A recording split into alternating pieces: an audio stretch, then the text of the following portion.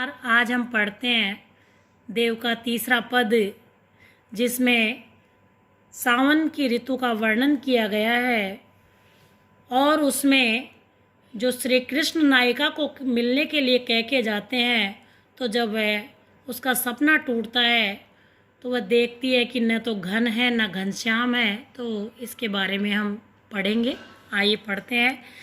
झहरी झहरी झीनी बूंद है परती मानो, गहरी गहरी घटा गहरी है गगन में, आनी कहो श्याम मोसो चलो झूलबे को आजू, फूल ही न समानी भई ऐसी हो मगन में, चाहती उठ्यो ही उड़ गई सो निगोड़ी नींद, सोए गए भाग मेरी जागी व जगन में, आंख खोली देखो तो घन है न घन श्याम, वे छाई बूंदे मेरे आंसू हवे दृगन में।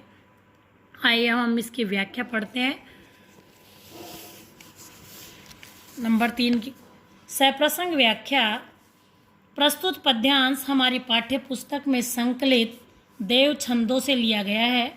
इसमें एक गोपी अपनी सखी को कृष्ण के मिलन के सपने के बारे में बता रही है, जो उसका सपना ही बनकर रह गया है। वह कहती है कि कृष्ण जैसे मेरे सपने में मेरे से मिलने आए हैं, लेकिन जब उसकी आंखें खुलती है तो देखती है कि श्री कृष्ण उससे मिलने ही नहीं आए, वह तो केवल एक सपना देख रही थी। आइए इसको विस्तार से पढ़ें। व्याख्या। कोई गोपी अपनी अंतरंग सहेली सखी को अपने सपने के बारे में बताते हुए कहती है कि हे सखी, रात को मैंने देखा कि वर्षा ऋतु है, यानी बारिश हो रही है, झकोरों के साथ नन्ही नन्ही बूंदें बरस रही हैं और आकाश में उमड़ घुमड़ कर काली घटाएं घिर रही हैं। ऐसे सुहावने दृश्य के बीच मेरे परम प्रिय श्री कृष्ण ने आकर मुझसे कहा, चलो आज झूला झूलने चलते हैं। यह सुनकर हे सखी मैं फूल ही नहीं समाई, इतनी खुशी हुई कि मैं बहुत प्रसन्न हुई।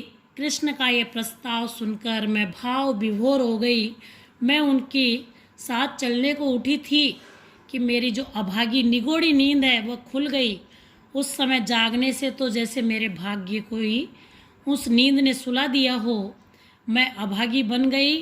आंखें खोलकर जैसे ही मैंने देखा तो वहाँ न तो कहीं बादल हैं और न ही प्रिय कृष्ण हैं।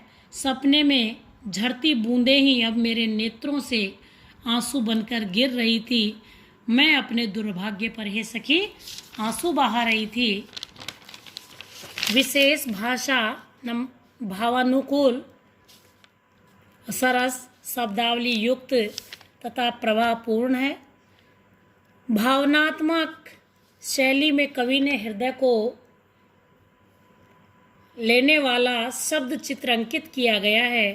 फूला न समाना हो मगन में मुहावरों के भाव प्रकाशन से बल मिल रहा है। आज के लिए इतना ही काफ़ी।